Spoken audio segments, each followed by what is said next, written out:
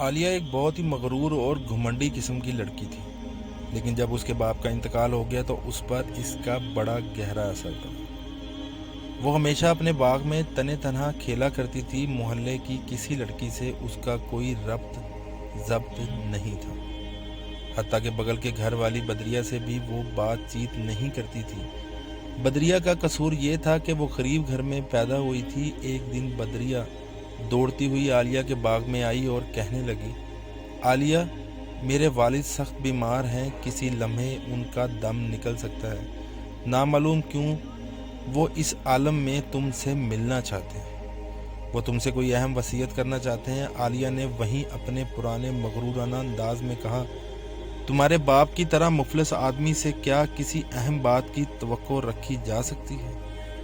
اور پھر تمہارے گھر سے ایسی بدبو پھوٹتی ہے کہ کوئی عزت دار انسان کے قریب بھی نہیں جانا چاہیے۔ بدریہ نا امید ہو کر چلی گئی، مگر تھوڑی ہی دیر کے بعد پھر بھیگی پلکوں کے ساتھ آئی اور کہنے لگی، میرے والد واقعتاً کوئی اہم بات تم سے کرنا چاہتے ہیں۔